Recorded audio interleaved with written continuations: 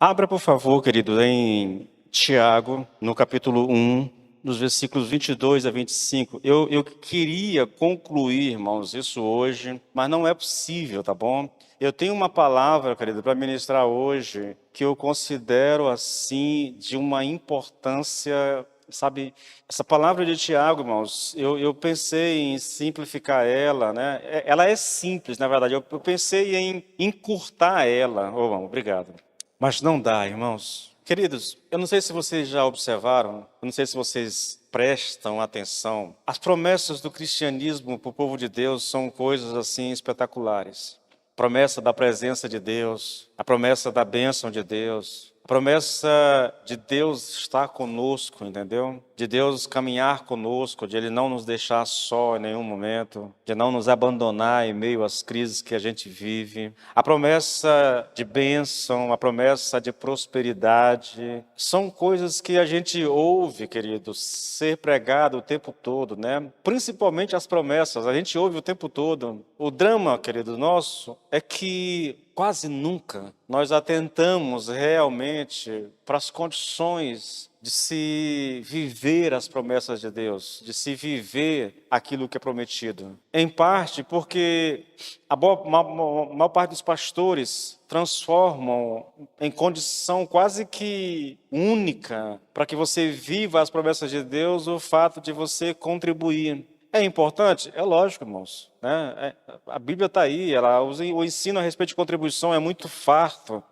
A gente já trabalhou muito isso aqui, né? Não se discute isso. O problema é que tem pessoas que às vezes elas são fiéis na contribuição e acha que só isso é suficiente. E ela não atenta para o que diz o restante das Escrituras. É como se o fato de você trazer essa contribuição lhe desse permissão para você viver da forma como bem quisesse, entende? Aí fica fácil, né? Porque quem tem dinheiro pode contribuir, e isso parece com práticas medievais da Igreja Católica, entendeu? Quando Lutero lá se saiu do catolicismo e pregou lá na igreja de Wittenberg, né? Wittenberg, as 95 teses, entende? Porque se você, a promessa é, se você contribui, né? Então a pessoa que está lá no purgatório, ou no seu caso mesmo, né? Você pode fazer uma oferta por você e dependendo da sua contribuição, você nem fica muito tempo no purgatório, entendeu? Você pode comprar a sua saída do purgatório dependendo daquilo que você pode dar à igreja. Eu vejo hoje, querido, uma prática evangélica, né? Soa até estranho dizer isso, onde as pessoas ensinam que se você contribui, você tem direito a todas as bênçãos do Senhor. Irmão, isso não é verdade. Isso não é 100% verdade, vamos corrigir. Há um fundo de verdade nisso, mas uma verdade incompleta, irmãos, ela pode ser mais perigosa do que uma mentira. Vocês entendem isso? O texto que nós vamos estudar hoje, irmãos, apontam para essa realidade, para a necessidade que nós temos de conhecer as Escrituras, de obedecer às Escrituras, porque sem a obediência às Escrituras, não há bênção na nossa vida, irmãos. Entendeu? Não há, as Escrituras, queridos, são para nós, eu diria que, na verdade, a obediência às Escrituras são para nós, querido, fundamental, imprescindível na hora de nós desfrutarmos da bênção do Senhor. Provérbio chega a dizer que é a bênção que vai atrás do justo, não é o justo que vai atrás da bênção, entendeu? Então você tem uma noção, querido, da necessidade de compreendermos bem a palavra que vai ser pregada hoje. Então vamos ler o texto aqui, durante a ministração a gente vai abordar isso um pouco mais. Tiago 1, a partir do versículo 22. Tornai-vos, pois, praticantes da palavra e não somente ouvintes, enganando-vos a vós mesmos. Porque se alguém é ouvinte da palavra e não praticante, assemelha-se ao homem que contempla num espelho o seu rosto natural, pois a si mesmo se contempla, e se retira, e para logo se esquece de como era a sua aparência. Mas aquele que considera atentamente na lei perfeita, na lei da liberdade, e nela persevera, não sendo ouvinte negligente, mas operoso praticante, esse será bem-aventurado no que realizar. Pai, em nome do Senhor Jesus Cristo, nós nos apresentamos a Ti, Senhor, nos apresentamos a Ti. E a nossa oração, Senhor, é que o Senhor abra o nosso entendimento, ilumine o nosso entendimento, Pai, de maneira que essa palavra, Senhor, chegue ao nosso coração no poder do Espírito Santo, meu Deus. No poder do Espírito Santo, que a palavra, Senhor, de fato seja martelo, Senhor, que a palavra, de fato, Senhor, opere em nós a Tua vontade, em nome do Senhor Jesus Cristo de Nazaré. Nós oramos a Ti, no nome de Jesus. Bom, queridos, veja, o Nicodemos, ele diz uma coisa interessante. Ele diz que os versículos de 22 a 24 apontam aqui a possível causa para a deficiência daqueles irmãos em lidar com as tribulações. E qual era essa causa? É que eles não eram praticantes da palavra de Deus. Por não ser praticantes da palavra de Deus, eles não sabiam como lidar com as provações, ou então estavam fracassando em meio às provações, entendeu? Se você observar o versículo 21, querido, Tiago diz para aqueles irmãos acolherem a palavra de Deus. No versículo 22, a orientação é para que eles se tornem praticantes e não apenas ouvintes, entendeu? A ideia aqui é mais ou menos essa, irmãos. É fundamental que vocês acolham, que vocês recebam a palavra de Deus, que vocês ouçam a palavra de Deus, mas vocês não podem se contentar em apenas ouvi-la. É necessário praticá-la, pois se vocês forem apenas ouvintes, a palavra não terá nenhuma utilidade para vocês. Queridos, eu vou ler muito texto bíblico hoje, mostrando essa realidade. Se nós somos apenas ouvintes da palavra e não praticantes, a palavra não tem utilidade para nós, irmãos. Não tem utilidade. Ela não vai surtir o efeito, ela não vai provocar em nós, ela não vai trazer para a nossa vida aquilo que foi prometido. Se eu não obedeço, é lógico, irmãos. Eu disse uma coisa aqui faz um tempão, vou repetir isso aqui para vocês e aproveitar essa palavra aqui. Olha, eu só sou responsável por sua vida espiritualmente, como seu pastor, se você dá crédito àquilo que eu prego, e é lógico, se você faz aquilo que é ensinado aqui. Se você me ouve pregar, irmão, semana após semana, e a palavra entra aqui, sai aqui, você não dá trela para ela, você não atenta, você não faz, querido, você me desculpe, mas eu não tenho nenhuma responsabilidade sobre a tua vida. Nenhuma, irmãos. E eu me importo com você, eu oro por você, mas você não permite, entendeu? Que aquilo que eu ensino seja bênção na sua vida. Queridos, a vida cristã tem algumas coisas que precisam ser repetidas continuamente, irmãos. Porque às vezes você está numa igreja, entende? E está ouvindo. E acho engraçado isso, né? Eu lembro de pastores, amigos meus, dizem assim, mas eu não acredito. Aí a gente passa a vida toda pregando uma verdade, aí vem um pregador de fora, diz a mesma coisa que a gente, e todo mundo fica, uau, que palavra abençoada. Eu não sei o que acontece conosco, irmãos. Não sei. Mas, olha, querido, eu te digo de todo o meu coração, eu oro por você, né? O desejo do meu coração é que o Senhor te abençoe. Agora, se você vem para cá e ouve, se você vem na terça-feira e ouve, ou se você acompanha pela internet, não sei, se você vai numa célula e ouve a mensagem, mas em nenhum momento você se dispõe a praticar, sinto muito, querido, sinto muito, mas eu não sou responsável por ti. Diante de Deus, não. Essa é uma verdade. Nenhum pastor, querido, é responsável por uma ovelha. Imagine, querido, vamos pegar essa metáfora e jogar ela para o literal? Pense num pastor de ovelha, que ele coloca a comida para a ovelha e ela não quer comer a comida dele. Uma semana, 2 semanas, ela não quer comer. O que vai acontecer com ela? Provavelmente ela vai morrer de fome. O pastor é responsável? Não. Ele colocou a comida, ela não quis comer. É uma boa metáfora para nós pensarmos, entendeu? Mas vamos lá. Veja esse versículo 22, né? Eu vou repetir aqui a ideia de Tiago, querido. É fundamental que vocês acolham a palavra, mas vocês não podem se contentar em apenas ouvi-la, né? É necessário praticá-la. Pois se vocês forem apenas ouvintes, a palavra não terá nenhuma utilidade para vocês. Olha esse texto, o versículo 22, na nova NVT, nova versão, sei lá, NVT. Não se limitem, porém, nova versão transformadora, isso. Não se limitem, porém, a ouvir a palavra. Ponham-na em prática. Do contrário, só enganarão a si mesmo. Não adianta apenas ouvir, irmãos. Vamos lá.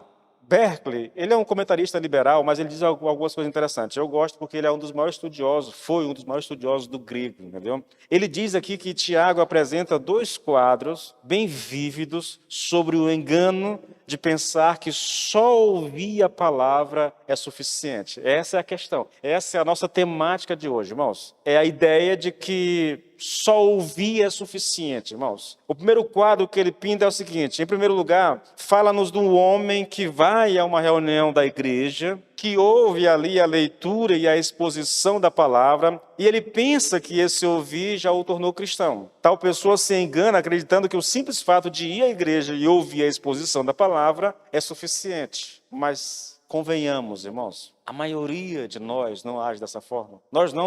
Eu diria que isso é uma realidade em todo lugar, irmãos. As pessoas acreditam que o simples fato de vir a um culto e ouvir a pregação da palavra é suficiente. Eu não quero antecipar, mas eu vou falar dos judeus que, por alguma razão, pensaram a mesma coisa. Isso não é uma coisa nova, irmãos. Isso é antigo demais, entendeu? É antigo demais. Berkeley diz, querido, que até é possível confundir a assistência à igreja e a leitura da Bíblia como cristianismo e crer que frequentar fielmente a igreja e estudar diligentemente a Bíblia é ser um bom cristão. Quem procede assim é como um homem que viu no culto o ideal do que ele deveria ser, mas rapidamente esquece. Eu quero dizer, sem meias palavras, que a maioria de nós, querido, pensa que ser cristão significa vir à igreja, frequentar os cultos, ouvir a palavra de Deus, entendeu?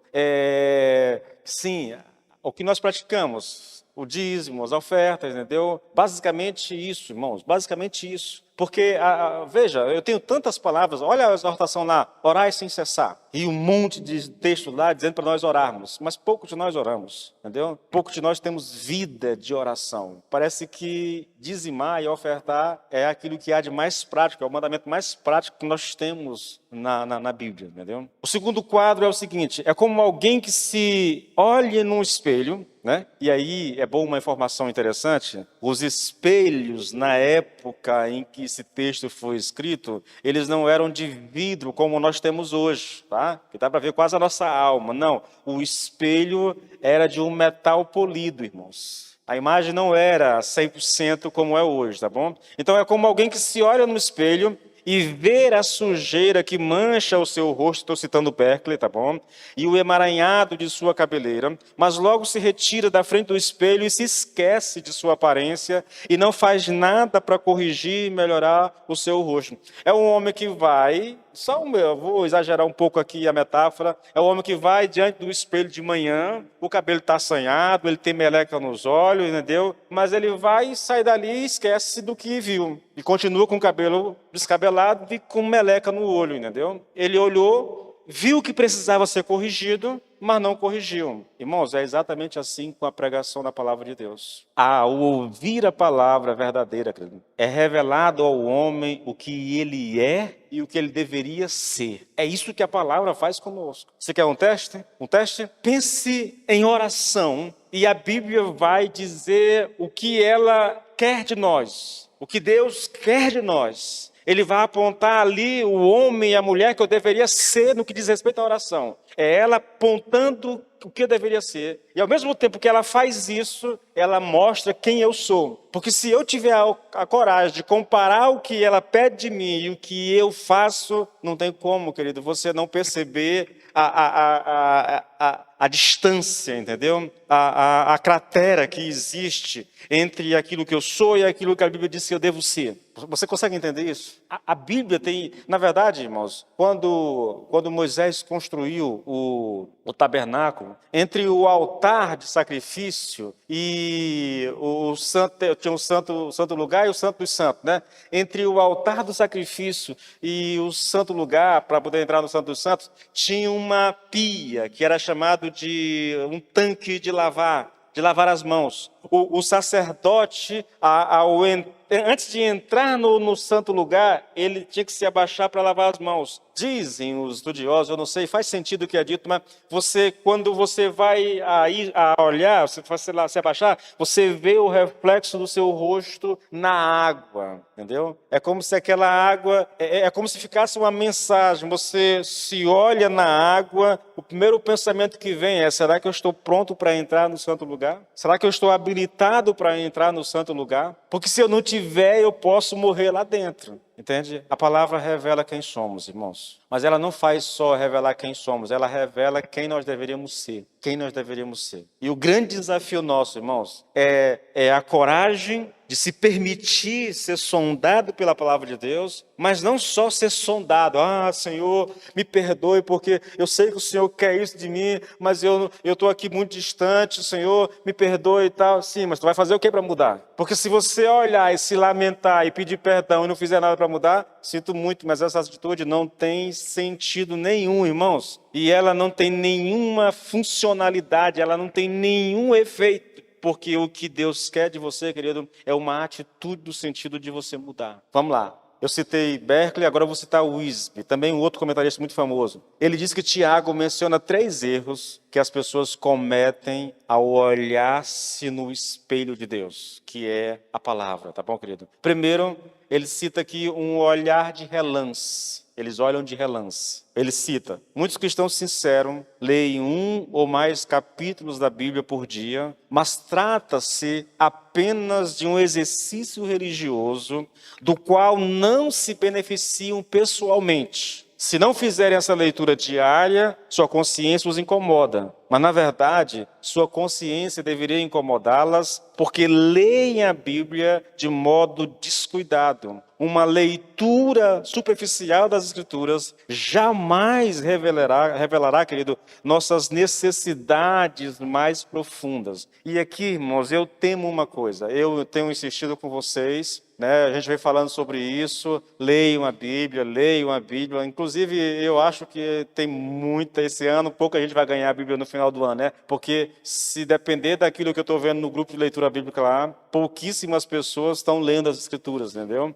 Mas até aqueles que estão lendo, irmãos, e aqui é um perigo que nós precisamos tomar assim, muito cuidado, irmãos. Eu tenho que ler 4 capítulos por dia para poder ler a Bíblia toda num ano. 4 capítulos. Meu Deus, aí a pessoa está ali num pé e no outro, ela não tem a disciplina, ela não tem o hábito de ler, entendeu? Mas ela quer fazer isso, porque está todo mundo fazendo, ela quer fazer. Então, ela vai lá e lê um capítulo, lê 2, lê 3, lê 4. Graças a Deus, Senhor, terminei os 4 capítulos. Pronto, acabou. Cumpri o meu papel. Não houve tempo, a leitura não foi proveitosa.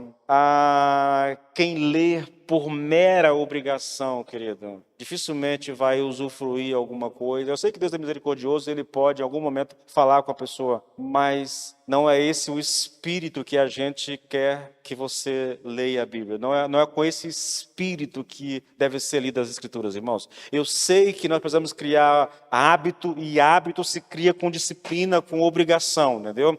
Então, eu não tenho hábito, eu não tenho costume, e eu quero ter. Aí eu sugiro, você que não tem hábito, você que não tem costume, querido, se obrigue a ler. Está com dificuldade de concentração, leia em voz alta, leia para você ouvir a sua voz, entendeu? Mas não leia mecanicamente, irmão, mas não leia só por ler, pensando já em terminar. Não faça isso não, querido, porque isso pode não surtir efeito na tua vida, entendeu? Isso pode ser apenas uma atitude religiosa.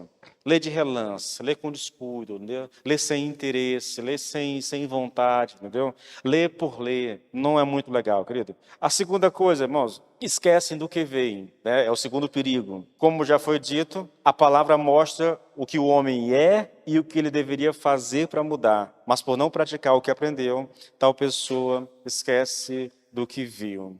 Queridos, o nosso maior desafio como homens e mulheres de Deus é viver a palavra. Sim, ninguém está dizendo aqui, eu creio que nunca vai ser dito, que isso é fácil.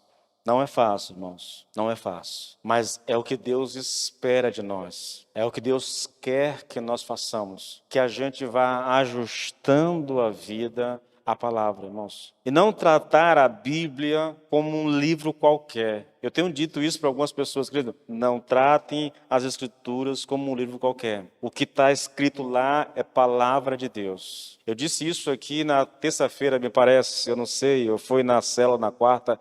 A gente sabe de algumas coisas, mas esquece. Esses dias eu estava ouvindo o Nicodemos, né? E ele diz assim, olha, Deus nunca falou comigo audivelmente. Quando ele falou isso, até, puxa, eu estou melhor do que o Nicodemos, porque Deus já falou comigo, de maneira muito clara, muito explícita, Deus já falou comigo, né? Ele diz assim, olha, Deus nunca falou comigo audivelmente, mas, em contrapartida, Ele sempre fala comigo através da palavra, porque a palavra é Deus falando conosco. É isso, irmãos. Você quer ouvir a voz de Deus audivelmente? Leia a Bíblia audivelmente. Isso é o Nicodemos falando. O drama nosso aqui, a gente não consegue, né? A gente não consegue, eu não sei se é crer realmente, ou não sei que barreira que existe, que a gente não tem dificuldade. A Bíblia diz uma coisa e nós não fazemos. Eu chego a pensar, irmãos, às vezes, e olha que eu me incluo aí, tá bom? Me incluo nesse grupo que eu vou falar aqui agora. Eu chego a pensar, querido, que às vezes nós não intencionalmente, não conscientemente, porque seria falta de temor, seria uma situação assim tão absurda que eu seria capaz de dizer que uma pessoa que pensasse dessa forma, intencionalmente, conscientemente,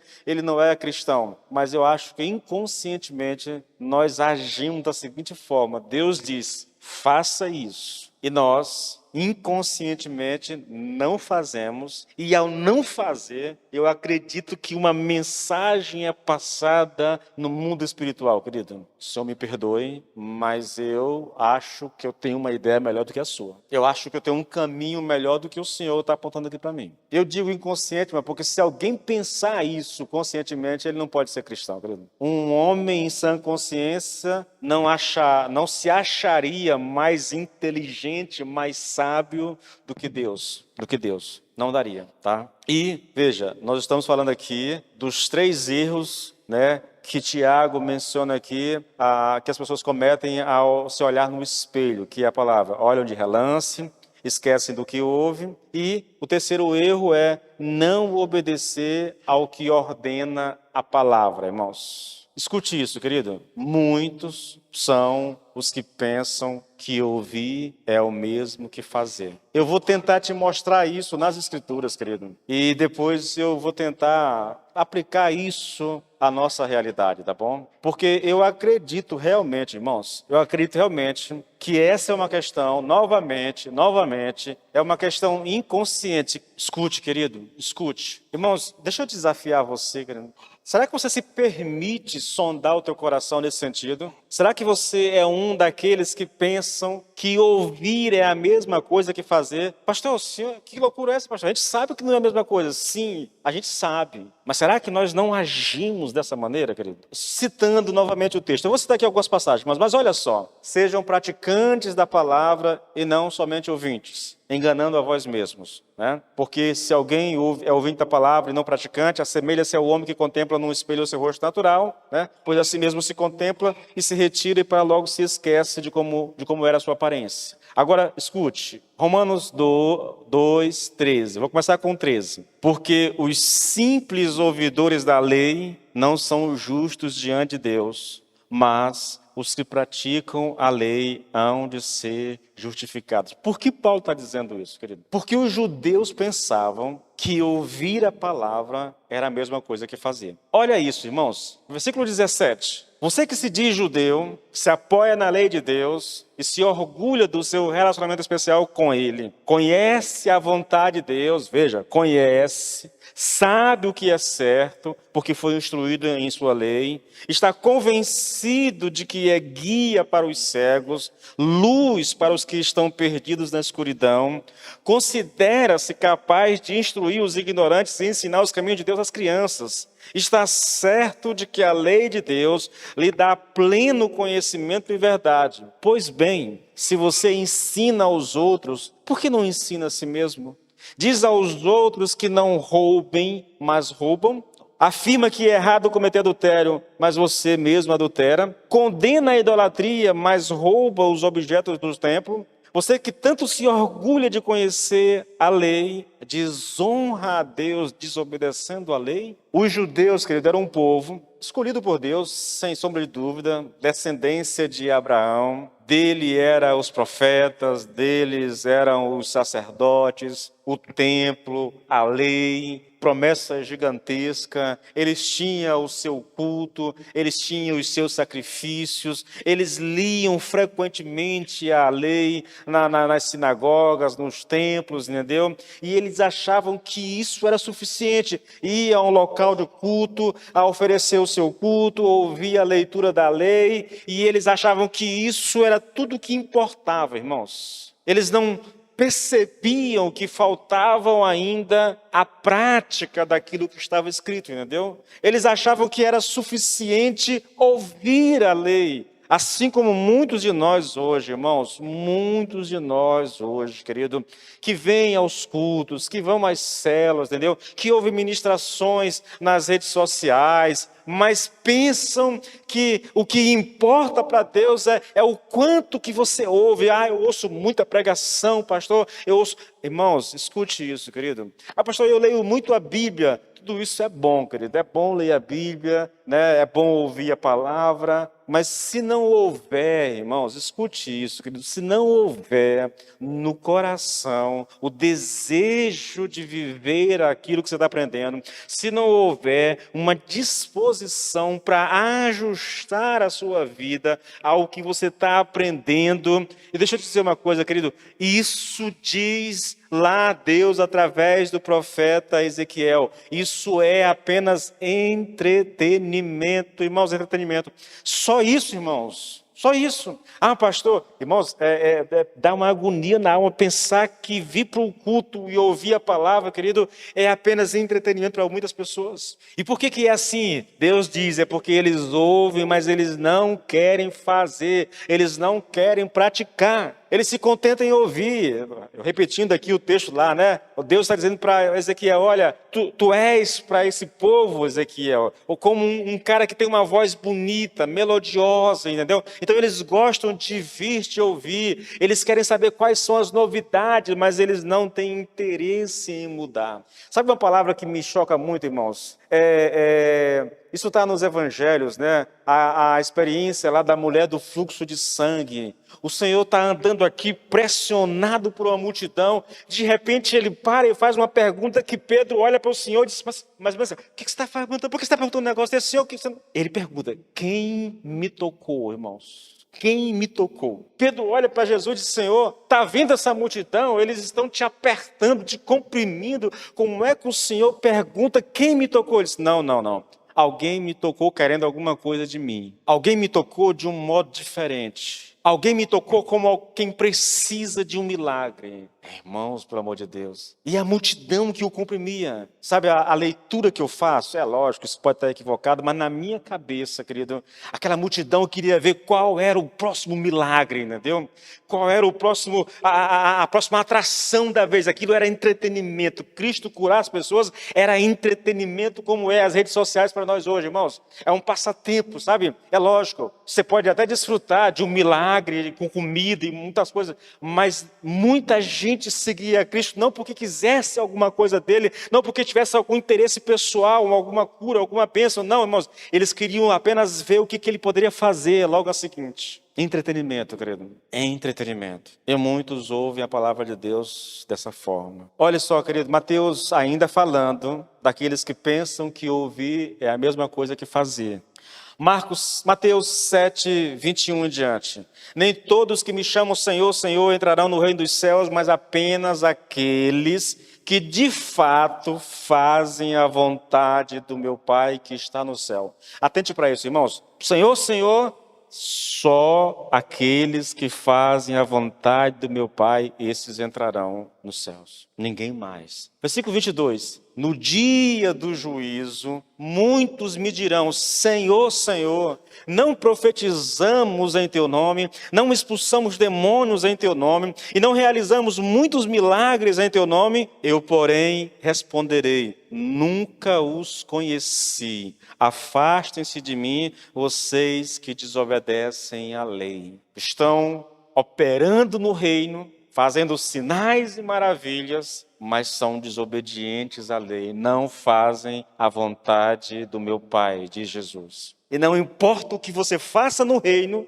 se você não fizer a vontade de Deus, você está perdendo seu tempo, querido. Está perdendo tempo, irmãos. É inútil que qualquer outra... Irmãos, entenda isso, querido. É por isso que Provérbios diz, olha, se alguém não ama a palavra, se alguém não ama a minha lei, diz o Senhor, até as suas orações são abomináveis, querido. Porque antes de qualquer coisa, a palavra de Deus, a vontade de Deus, irmãos, se você quer fazer a vontade de Deus, você tem que conhecer a palavra, você tem que meditar na palavra, você tem que ler a palavra, entendeu? E aprendendo a palavra, você aprende a vontade de Deus para a sua vida. E aprendendo a vontade de Deus para a sua vida, você é chamado a exercê-la, a praticá-la, querido. Essa é uma verdade, querido, que se repete por todo o Novo Testamento. O que Deus quer dos seus filhos é que eles obedeçam a sua palavra e não apenas a conheçam. Conhecer é bom, conhecer é necessário, conhecer é fundamental, mas escute, querido, só conhecer não é suficiente. Pulando para o versículo 25, irmãos, olha,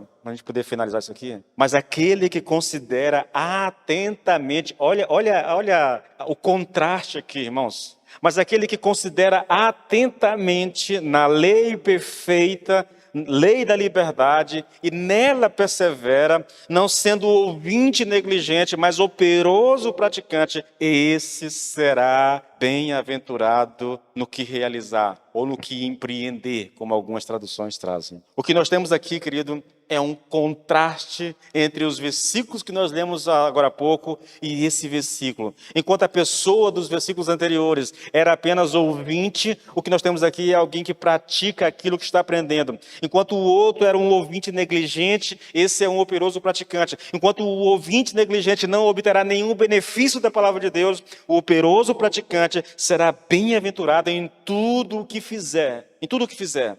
Esse é o contraste, irmãos. Vamos olhar rapidinho aqui, ó. Lei da lei perfeita e lei da liberdade. Essas duas expressões são uma referência ao evangelho do nosso Senhor Jesus Cristo, tá bom? Aí o Nicodemo diz o seguinte, olha, o evangelho é chamado de lei perfeita em contraste com a lei de Moisés, que era limitada e incapaz de livrar o pecador de seu estado de condenação e culpa. Tanto é que Tiago, após referir-se ao evangelho como lei perfeita, acrescenta à guisa de explicação lei da liberdade, ou lei que traz liberdade, assim identificando em que reside a sua perfeição, ou seja, no poder que tem de libertar o pecador da culpa e da condenação. Essa lei da liberdade, essa lei é perfeita, é uma lei que liberta o pecador da culpa e da condenação do pecado. É só você ler, irmãos, João 8,32, então conhecerão a verdade e a verdade os libertará. A lei não liberta, a lei condena. Mas se você conhecer a verdade os libertará. Agora, quem é essa verdade? Olha o texto, como ele se auto-explica. Versículo 36. Portanto, se o Filho vos libertar, vocês serão livres de verdade. Verdadeiramente serão livres. Se vocês conhecem a Cristo, entendeu? Vocês serão livres. Ele é a verdade. Ele é essa lei da liberdade. Ele é essa lei perfeita. Ele é o Evangelho. Se nós o conhecermos, nós seremos libertos, querido. Bom, eu vou pegar esse versículo 25, querido, e eu vou traçar aqui, muito rapidamente, por causa do nosso tempo, um perfil, com 3 pontos aqui, um perfil daqueles que podem se beneficiar da lei de Deus. Ou dito assim de outra maneira, né? Perguntando é mais fácil. Quais as condições para que alguém se beneficie da palavra de Deus? Tá? Esse versículo 25 responde. E eu vou ser rápido para terminar no horário certo. Primeiro característica, considerar atentamente no Evangelho de Cristo. Primeira condição é atentar, é considerar atentamente. A primeira coisa a ser dita aqui, querido, é que uma leitura superficial da palavra não tem valor algum. Não tem, irmãos. É importante que nós tenhamos consciência disso, entendeu? Ler por ler não funciona. Na verdade, o Charles... O Spurgeon, né? Ele escreveu um livro bem pequenininho, onde ele diz uma coisa interessante. Se você... Eu não vou tentar, não vou reproduzir da forma como ele colocou lá, mas é assim, ó. se você lê superficialmente, se você lê sem atenção, se você lê sem a intenção de querer realmente aprender o que está lendo, ele diz, tanto faz você ler o livro normal, de ponta cabeça, tanto faz você ler em inglês ou grego, mesmo que você não entenda, não vai fazer nenhuma diferença para você. Por quê? Porque é necessário que a gente leia atentamente o Evangelho, irmãos. É possível também dizer, querido, e afirmar aqui, que a exposição da palavra de Deus sem o devido esforço intelectual, sem a devida atenção, não produzirá nenhum benefício. Mateus 13:19. As sementes que caíram à beira do caminho representam os que ouvem a mensagem sobre o reino e não a entendem. Então o maligno vem e arranca a semente que foi lançada no seu coração. Veja, aqui tem duas coisas, uma explícita e a outra muito bem escondida, irmãos. Quem é o maior interessado em atrapalhar, em impedir uma pessoa de ouvir o Evangelho verdadeiramente no intuito de aprender aquilo que está ouvindo, de compreender aquilo que está ouvindo? Eu vou dizer, sem sombra de dúvida, que é o diabo. E por que ele tem tanto interesse em fazer com que você se distraia enquanto ouve a mensagem? Porque você não vai compreender o que está ouvindo. E o que acontece se você ouvir o Evangelho e não compreender? Ele que te atrapalhou na hora de você ouvir, vai vir depois e vai roubar aquilo que você ouviu, de maneira que você veio para cá e perdeu o seu tempo. Entendi isso? Distrações, irmãos, distrações. Cuidado com elas, querido. Cuidado. Nós somos muito tendenciosos a sempre olhar o plano físico. A gente nunca atenta para a realidade espiritual na qual nós estamos inseridos, envolvidos, entendeu? Que há Irmãos, o momento da palavra é um momento de guerra espiritual num nível que você não tem ideia, querido. Por quê? Porque a palavra, diz Paulo, é o poder de Deus para a salvação daquele que crê. Mas ao mesmo tempo, querido, o diabo vem e faz de tudo para que você não compreenda, para que você não entenda aquilo que está ouvindo, porque se você não entender aquilo que está ouvindo, aquilo que você ouviu não tem nenhuma utilidade para você. Não tem, irmãos. É uma guerra, irmãos. É uma guerra. Nós devíamos ser lembrados disso toda vez, antes de começar a palavra. Querido, atente, porque você vai ser envolvido numa batalha espiritual agora, entendeu?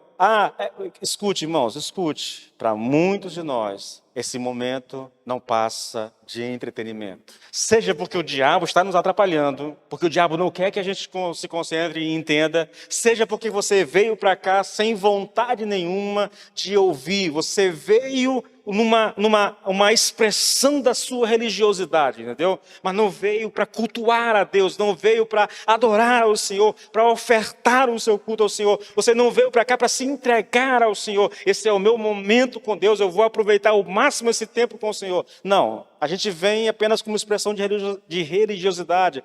Porque o pastor pode me ligar na segunda-feira perguntando por que eu não fui à igreja. Porque isso e por que aquilo. Queridos, irmãos, eu tenho muito tempo na vida cristã, querido. De vocês aqui, eu acho que eu sou mais velho na vida cristã. Eu sou mais de 25 anos servindo ao Senhor. Eu sei do que eu estou falando, querido. Eu tenho consciência do que eu estou falando. Consciência plena do que eu estou falando. Considerar atentamente, querido, significa examinar cuidadosamente. Isso implica, irmãos, uma determinação da nossa mente, da nossa vontade, da nossa emoção em aprender verdadeiramente aquilo que nós estamos lendo ou ouvindo. Em outras palavras, querido, considerar atentamente, irmãos, significa que todo o meu ser está envolvido nesse processo. Olha, deixa eu voltar aqui, querido. Quantos de vocês não travam guerras terríveis enquanto estão ouvindo a palavra, né? Dá sono, irmãos, vem preocupação, acontece uma série de coisas na sua vida, entendeu? Não deveria ser assim, irmãos, não deveria ser assim. Eu sei que em parte isso se dá por aquilo que o Augusto Cury chama de síndrome do pensamento acelerado, entendeu? A gente vai vendo notícias, informações, redes sociais, se entulhando dessas coisas, e aí a mente fica, os nossos pensamentos, você não tem controle sobre ele, entendeu? Você, o tempo todo, um pensamento atrás do outro, você não consegue se concentrar, parar para tentar, para ouvir de verdade, entendeu? Fazer um esforço para ouvir de verdade. Muita gente está com a mente tão passiva, querido, que ele não tem mais nenhum controle sobre aquilo que pensa, entendeu? Não é ele mais que determina o que vai pensar, não é ele mais que estabelece metas. Eu vou hoje para ouvir a palavra de Deus, eu não vou permitir que nada roube a minha atenção. Ele já vem para cá programado, já vem para cá decidido a ouvir a palavra de Deus. Não, a mente está passiva, tão passiva, querido, que ele se senta aqui e embora o corpo esteja presente, irmãos, a mente dele está viajando, e viajando muito, entendeu?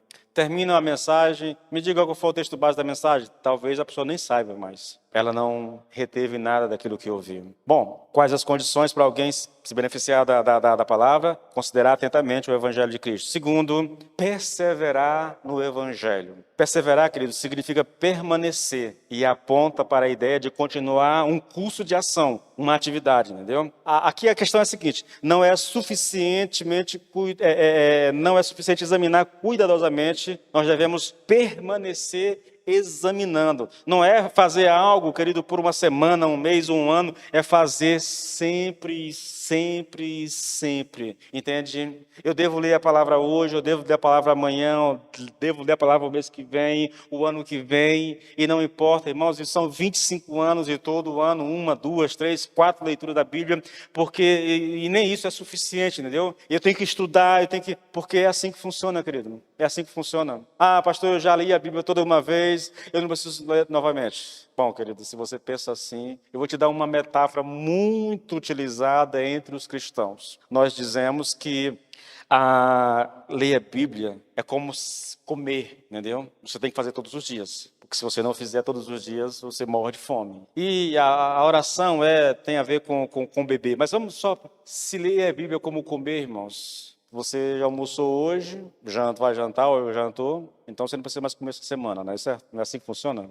Ou você comeu essa semana, mas não precisa comer a outra semana, porque você já comeu mesmo. A ideia, querido, é que a gente faz isso todos os dias, e todos os dias, e todos os dias. Não há descanso, não há descanso, querido. E o último passo aqui, irmãos, é praticar o Evangelho. A única prova irrefutável que de fato cremos no Evangelho é a prática do Evangelho. Escute, querido, discursos teológicos e religiosos não têm validade. Até mesmo obras podem ser frutos apenas da nossa religiosidade. Pastor, sim, querido. Senhor, Senhor, no teu nome nós expulsamos demônio, nós curamos enfermos, nós fizemos sinais e maravilhas, mas eram apenas religiosas, querido. A única prova real da nossa fé é fazer a vontade de Deus expressa nas Escrituras Sagradas, irmãos. Não há outra prova, querido. Seria muito interessante, querido, que nós parássemos para sondar a nossa vida. Seria muito interessante, irmãos, que a gente pudesse realmente conhecer o nosso coração. Que a gente não se engane, querido, que a gente não viva uma vida apenas religiosa, entendeu? Que a gente seja engolido por esse espírito de religiosidade que tem, sabe, invadido as igrejas no Brasil, irmãos, transformando as pessoas em pessoas religiosas que não conhecem a Deus, que não amam a Deus, que não temem a Deus, que não amam a palavra de Deus, entendeu? Que estão ali por alguma coisa, buscando alguma coisa, mas não é Deus, não é Deus. Eu tenho que comprar um microfone de lapela, viu, gente? Para aquele que fica bem aqui, ó, que aí não tem o risco de bater esse negócio aqui. Misericórdia. Bom, eu tenho que finalizar, querido, porque senão isso aqui, irmãos, esse é um tema que rende demais, sabe? Mas eu vou finalizar. Quais os benefícios de praticar o Evangelho, irmãos? Vamos ler o texto mais uma vez? Versículo 25. Mas aquele que considera atentamente na lei perfeita, lei da liberdade, e nela persevera, não sendo ouvinte negligente, mas operoso praticante, esse será bem-aventurado no que realizar. Então, o que interessa para nós é isso. Esse será bem-aventurado no que realizar. Então, a primeira promessa aqui, querido, dos benefícios aqui, o primeiro benefício, eu vou colocar isso da seguinte forma, querido. Na verdade, é só uma resposta, né, que vai se dividir em duas. A promessa é, se você é alguém que está vivendo o Evangelho, praticando o Evangelho, você será bem-sucedido no que realizar. Existem duas possibilidades de interpretação isso aqui, de compreender esse bem-sucedido naquilo que realizar, tá bom? A primeira significa desfrutar de prosperidade e sucesso. Olha, primeiro, essa é uma ideia retratada em todo o Velho Testamento, tá? Se você pegar o Velho Testamento todinho, essa é a ideia que está lá. A segunda questão é que Tiago é um judeu que está falando para judeus Então, quando eu olho para esse contexto, eu só posso imaginar, querido, que há uma grande probabilidade que essa, de fato, seja a pretensão de Tiago. Se você é um operoso praticante da palavra de Deus, você será bem-sucedido. Porque isso está de acordo com um monte de textos que eu vou apenas ler, eu não vou nem comentar, porque senão vai prolongar demais. Olha, Deuteronômio 5:28, 29, na verdade. Deuteronômio 5:29. Quem dera eles tivessem um coração que temesse a mim e estivessem sempre dispostos a obedecer os meus mandamentos. Então, tudo iria bem com eles e com os seus filhos para sempre. Olha a promessa: se eles estivessem dispostos a obedecer os meus mandamentos, então tudo iria bem com eles e com seus filhos para sempre. Agora, versículo 22, portanto, mesmo texto, 29, Deuteronômio 5, 32. Portanto, tenham cuidado em fazer tudo o que o Senhor, seu Deus, ordenou a vocês.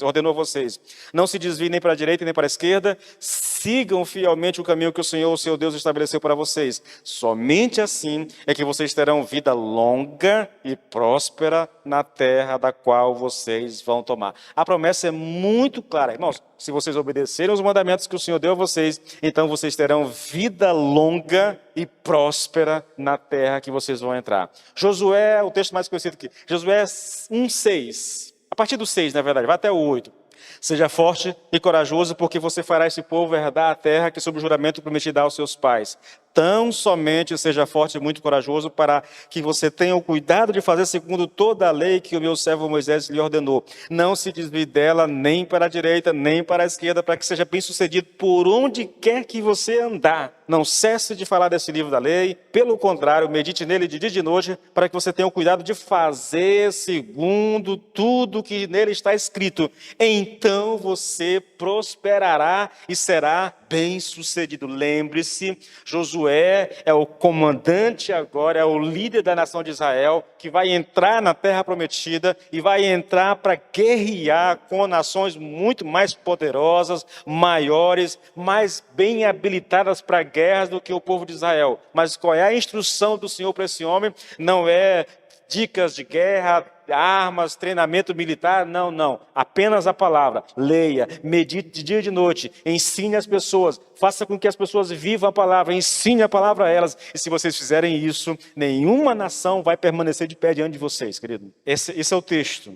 E para finalizar aqui, Salmo 1, versículo 1-3, todo mundo conhece, né? Bem-aventurado o homem que não anda no conselho dos ímpios, não se detém no caminho dos pecadores, nem se assenta na roda dos escarnecedores. Antes o seu prazer está na lei do Senhor e na sua lei medita de dia e de noite. E agora vem a promessa. Ele é como árvore plantada junto a correntes de água, que no devido tempo dá o seu fruto e cuja folhagem não murcha, e tudo quanto ele faz será bem sucedido. Esse texto, querido, indica duas maneiras de viver. Uma, alguém que é guiado pelas influências, os amigos e tudo mais. E o outro, aquele que é guiado pelas Escrituras, que vive a sua vida de acordo com as Escrituras. Quem vive de acordo com as Escrituras, diz o texto, essa pessoa será como árvore plantada junto a correntes de águas, que no devido tempo dá o seu fruto, cuja folhagem não murcha, e tudo quanto ele fizer ou faz será bem sucedido, querido. Nicodemos diz, Tiago diz que os praticantes da palavra serão recompensados com a prosperidade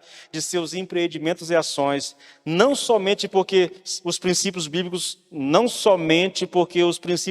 a isso conduzem, mas também por causa da bênção de Deus sobre os obedientes. Irmãos, escute isso.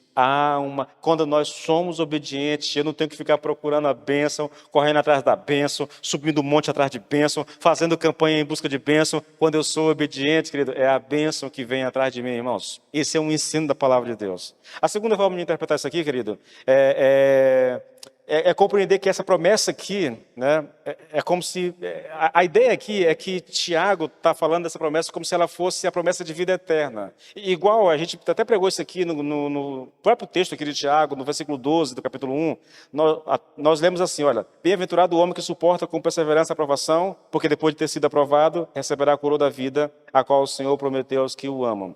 Então, veja, a promessa aqui, para quem persevera, é a coroa da vida. Nesse texto aqui, querido, a ideia é que aquele que é obediente, ele alcançará essa coroa da vida. Eu não penso que isso seja a resposta, né? Mas é apresentado como uma alternativa. Eu prefiro acreditar, não tem como, pelo contexto, por tudo que está no texto, eu prefiro acreditar que a ideia realmente é essa, querido, de prosperidade e de sucesso para aquele que é obediente, entendeu? Porque, de fato, irmãos, há uma promessa de Deus para quem é obediente. A gente não pode negar isso. Por toda a Bíblia, querido, isso é apresentado como algo, sabe, certo. Há uma promessa de Deus para quem é fiel ao Senhor, para quem obedece a palavra do Senhor. Então eu queria deixar isso com vocês. Obedeça, querido. É lógico, procure conhecer, procure entender. E à medida que você for aprendendo, vá obedecendo. Faça aquilo que você sabe que deve fazer. Aquilo que Deus quer que você faça, porque você aprendeu nas Escrituras. Quem faz isso, querido, vai ser abençoado. Quem faz isso vai ter a bênção de Deus sobre a sua vida. Não é palavra minha, não é um pensamento meu. Esse é um ensino das Escrituras. É o que Deus disse para o seu povo lá no Novo Testamento, no Velho Testamento. É o que Deus diz no Velho Testamento, entendeu? Quando nós somos obedientes, irmãos, nós temos a certeza de que a bênção do Senhor estará sobre a nossa vida. Amém, querido? Se coloque de pé, por favor. Nós vamos orar e encerrar essa palavra. Senhor, meu Deus e meu Pai, nós te louvamos e te damos graças, Senhor, pela tua palavra lida e pregada, Senhor. E pedimos agora ao teu Espírito que aplique a tua palavra ao nosso coração, Senhor. Meu Deus, abra o nosso entendimento, Senhor. Dá-nos a graça e a disposição, Senhor, para vivermos a nossa vida em consonância com a tua palavra, Senhor, meu Deus. Em obediência à tua palavra, Senhor, no nome de Jesus, Pai. Porque se nós fizermos isso, está escrito, Senhor, nós seremos bem-aventurados em tudo que fizermos, em tudo que empreendermos, Pai, no nome de Jesus, Pai. Que o Senhor nos abençoe, que o teu Espírito nos capacite a andar de acordo com a tua vontade, em o nome de Jesus. Amém e amém.